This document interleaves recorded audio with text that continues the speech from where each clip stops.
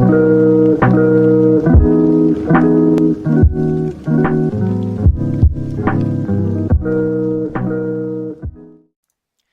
guys, what's going on? Rose here, and welcome back to an episode of Cards and Castles Hidden Combos, where today we have for you an interesting pacifism deck that I've been working on over the last week or two, give or take, and did want to show it to you guys. I originally planned to show this off on a stream, but for those of you that might be aware, that stream didn't really go so well. OBS told me to piss off for the day, so hopefully I can showcase the pacifism deck now without any sort of technical issues from OBS. So, with that being said, and before we get into the video, I want to give you guys a quick heads up that I might not probably post a new upload after this one till about Tuesday. I'm usually pretty consistent in terms of a video 1 to 2 days, back to back, but I'm going to need a slight break, and I just wanted to kind of let you guys know that before I start maybe having people wonder what happened. But with that being said, let's go ahead and jump right into the deck list for the Paci-Play deck.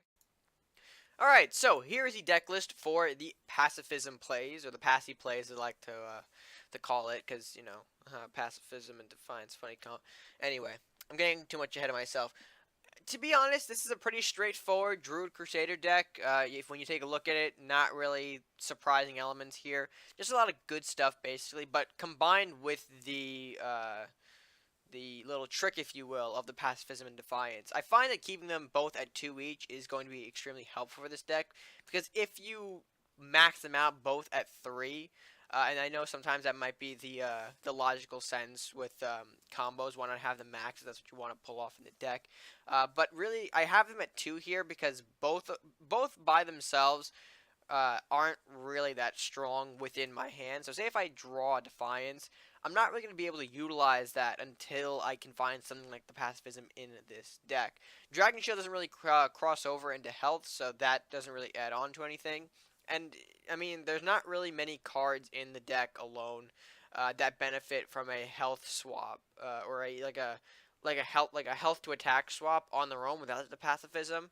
I mean, really going by it, the only thing that slightly benefits from it is probably the Ranger, but that's only a 1 attack gain. So not really much to there alone with the Defiance. So again, keeping them both at 2 is a good way to make sure that you can draw a bunch of other more reliable cards, but also still maintain that combination in your deck. In terms of everything else, though, again, pretty straightforward. Dragon Crest Shield for the draw power. Easily could be swapped out with Divine Knowledge, though, if you don't rock the Dragon Crest Shield just yet. Rat King, I've been playing around with a bit recently. I've seen him quite a bit on the board a little bit, so experimenting with him a little bit here helps. I think the bodies definitely help cover some good defense.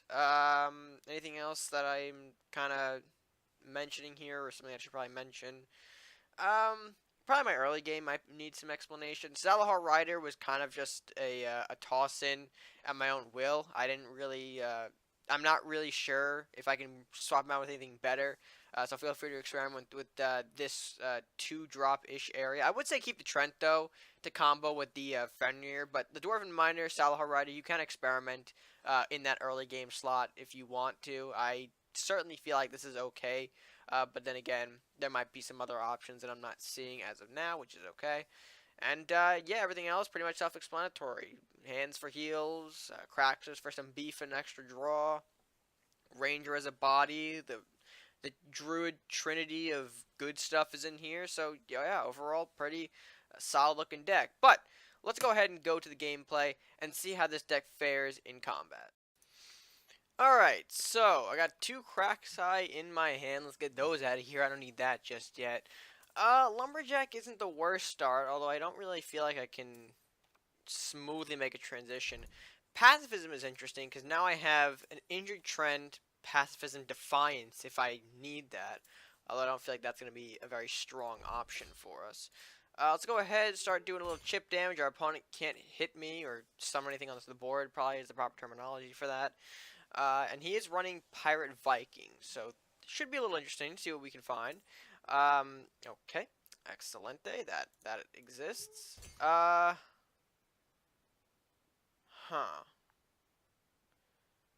I probably should have, okay. I think I was a little too quick on that. Gonna go Dwarven Miner and Injured Trent, see where that gets us. And then hopefully... Actually, I could probably save the... That's a stun grenade. That is a stun grenade. Alrighty, here.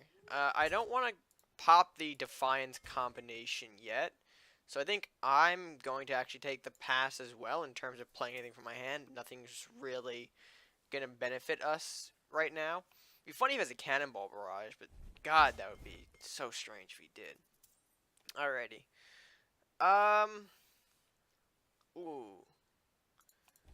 Let's see if I can do a Dancing Sword play here to actually end off the game. Because if things go well right here, he won't be able to block off where Injured Trent is, and I can go ahead, swoop in for Flying Defiance Pacifism kill.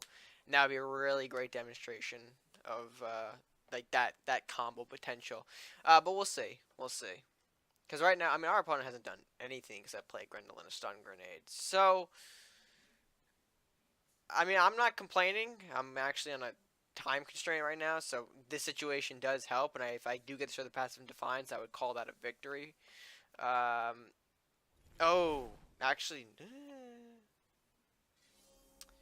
that's actually a good play. That is actually an interesting play there that he made just now. How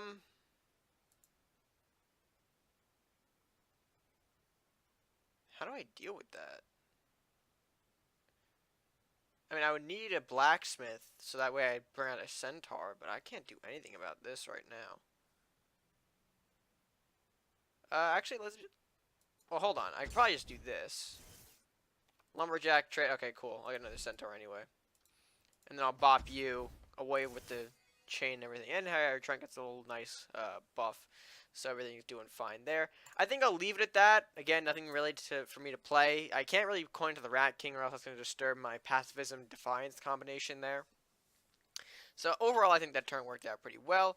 Vilaralth, the Devourer, and that's actually... Yes, no. It's kind of game. So here's what I'm going to do. Pacifism. It's not going to be enough yet. Do that. And sure, he'll be able to kill me with the Vilaroth here. Vilaroth. But then again, I can just swarm a Rat King in his direction, pop a Centaur, and that's game. So, yeah. Yeah, and there goes the Dancing Sword. That's fine. We're getting the damage on anyway. He needs to retaliate with some kind of unit in his mind, theoretically. Or he might defend his castle. No, it doesn't look like it. Swordsman's not going to be enough of a defense. Blah. And that's going to be game. Alright, not bad. We got our little combination off. It wasn't the killing blow, but still a pretty effective one. We did take the castle down tremendously to put him into this sort of centaur kill range, which is nice to see. And, yeah, the first...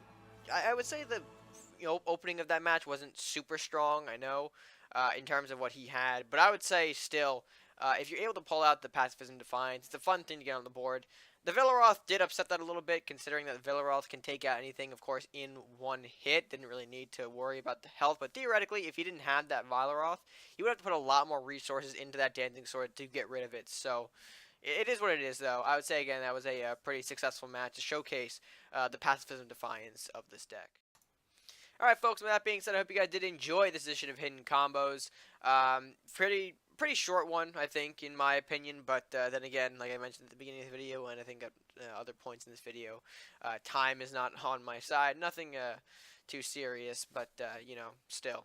I want to get a video out so I wouldn't be gone for, 5 days without giving you guys another upload since last Tuesday. That being said, I probably should have a video up this coming Tuesday, so again, no video this weekend, but I hope you guys did enjoy this video in the meantime, give you something a little I wouldn't say spicy. I mean, this is sort of like low levels of spice, probably, because I mean, you guys saw the deck. It's a pretty standard-ish deck, but throw in that Pacifism Defiance for some cheap plays there. So yeah, what can I do? So with that being said, guys, if you did enjoy the video, be sure to give it a like, share, and comment down below your thoughts on this deck and how do you think it fared. And while you're down there, if you haven't already done so, be sure to hit that subscribe button. Help show you about the channel. Help us grow by clicking the subscribe button. And what should it cost to you? I think I'm getting too fast at saying that. I sound like an auctioneer every time I say that line because it's so like embedded in my head. But anyway, That's gonna do it for me for now. So until next time, guys, stay gaming.